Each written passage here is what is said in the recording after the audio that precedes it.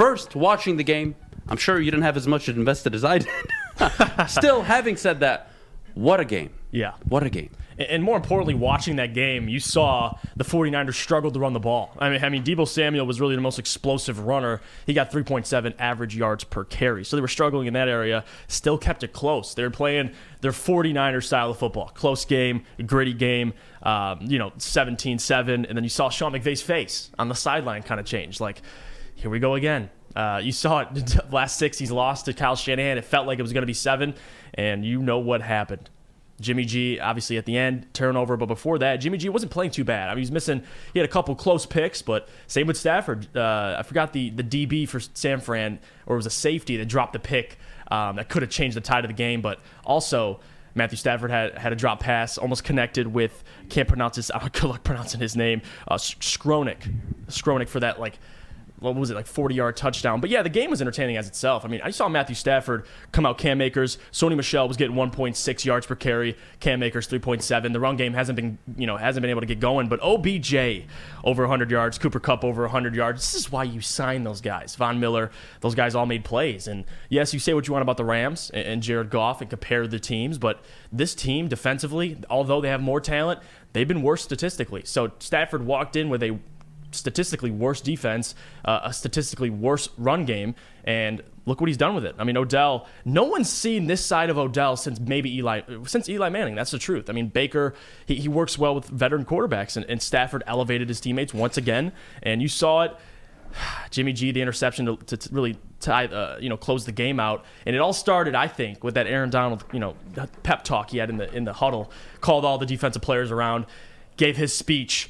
And the rest is history. So give credit to the Rams. Sean McVay he was throwing what at the wall and seeing if it would stick. Using challenges, getting rid of his timeouts. I have no problem with that, honestly. I mean, people like to critique. I mean, if they would have lost, you obviously criticize Sean McVay. But I think the time, he was like I said, you feel that 7th loss in a row coming from Kyle Shanahan. He's like, listen, just challenge it. If I can get the ball at middle of the field and have a chance to score, I'm going to do it rather than going Jeff, 90 yards downfield. Bring in the heat. I'm fine with it. I Jeff, got no what's problem. behind you though?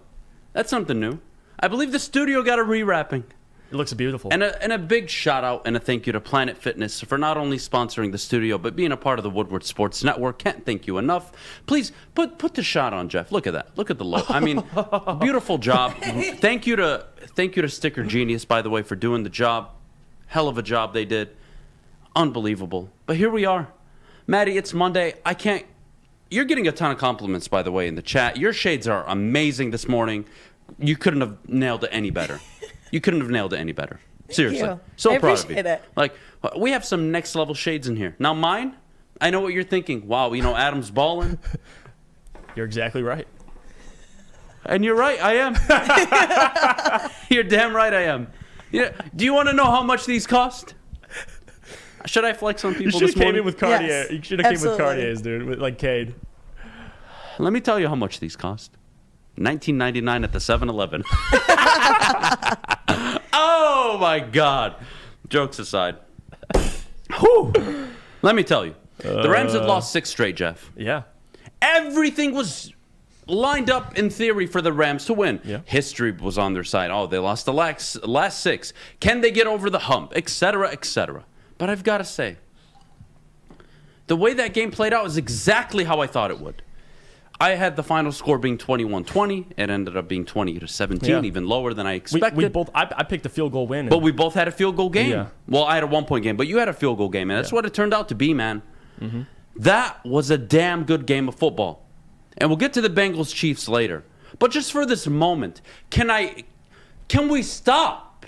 Can we please stop the Matthew Stafford is not elite conversation anymore? This whole narrative. Was he elite in Detroit? No, that is a fair statement. Was he 8-64 against teams with a winning record? Sure. But I have one stat for you that should shut up all of it, which is in one season with the Los Angeles Rams, Matthew Stafford has more wins against winning teams than he had in his entire 12-year span in Detroit. If that is not an indictment on the franchise, I can't help you this morning. I can't. No. If you can't wake up this morning and say, you know what? It's not that we let Stafford get away from us. We just failed him. The franchise failed him. They failed Calvin. They failed Barry. The best coach you could get in the door was Wayne Fontes? Jim Caldwell? Jim Schwartz? That's the best you can do? And look, Dan Campbell, Brad Holmes, you are excused from this. This is not an attack on you guys. I hope you understand. And I hope you understand that when you hear what I'm about to say next. You go and get Dan Campbell. Okay. I hope it works. Because I'm not kidding you. You are not ready for me a year, 2, 3 years from now if it falls flat on its face and it's a failed project. Because I am tired of it's a new regime. Everything will change. Sheila's doing a better job. At least she traded Stafford. That is the one thing she oversaw that actually was the right thing to do, which was trade Matthew Stafford. You wasted him. What, is he going to go through a rebuild with you? Why should he? He's been with a rebuild for 12 years. I'm glad he's gone. And I'm glad the Lions got 2 first-round picks. It was a win-win situation. Even if the Rams win the Super Bowl, both teams still won the trade. So Detroit Lions fans, I promise you, that is not a shot at you or your current coach or GM. I hope you understand. But it is an absolute indictment on your pathetic franchise. I'm sorry. And it's not just your pathetic franchise. It's also my pathetic franchise. It is a franchise I do support. And it's very frustrating that in one season removed from this franchise, I go watch the same quarterback I watched for 12 years, have a supporting cast, have a defense, win without a run game, have an offensive, aggressive-minded head coach, a very good to great head coach, who's on track to be a Hall of Fame head coach, now in his second Super Bowl, 2-0 in NFC title games, with a GM like Les Snead, who is willing to mortgage the future for 7 years, knowing that I can still get talent in the second, third, and fourth rounds. I know I can. And I know that the guys I'm going to be able to pick up will make all the difference. And that is where I'm at this morning. That is where the frustration, the dancing... Guys, honestly, real... as heart to heart as I can get with you. Just eat your shit and accept it. Just eat it. Consume it. Just admit you were wrong and move on. But I'm telling you right now, they win the Super Bowl. You thought today was bad? You thought last Monday was bad? I may do a show on top of Ford Field. I'm not joking. I will make it happen. Jesus Christ. 1 year removed. 1 year, Maddie. What does that say? Well, how can you even put it into context? Like, this is actually a joke. And for, again, the people, the Bengals, Adam, the Bengals, Joe Burrow. Look, Stafford couldn't do what Joe Burrow did. You sure? Are you sure? How sure are you about that? Weren't the Bengals 4-time division winners under Marvin Lewis? 6 straight playoff appearances?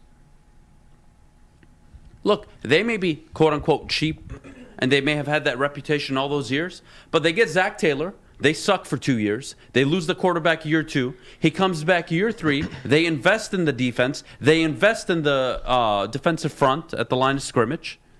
Yeah, they don't have the best offensive line, sure. But you know what? They only gave up 1 sack yesterday. It's good enough, you know. Does the job. Yeah. It does the job. And the defense held the Chiefs to 3 points in the second half.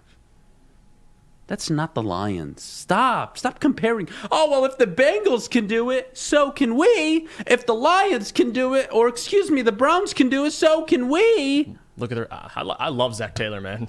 People underrate him. I'm just tired of they did it. That means we should be able to. Let's buy in all the stock again in the Fords. Not looking at other factors. When you just look, guys, 12 seasons. 12 seasons. Mm-hmm. You had 12 seasons. And you couldn't even give this town a single home playoff game. You couldn't even allow all the fans that pay their hard-earned money to go watch their team play, even if they lost. You think Niners fans are upset right now? They're enjoying the journey. They're embracing it. And they know they have a future now, potentially maybe with Trey Lance. And they know they've got the coach. And they know they've got the GM. That's a good, comforting feeling. Detroit, you don't know if you have the head coach. You don't know if you have the quarterback. You feel like you have the GM, but hey, things can change. Yeah. Wow. Hey, you made it all the way through. I'm so proud of you. Why don't you make me more proud? Like, subscribe, and watch another video.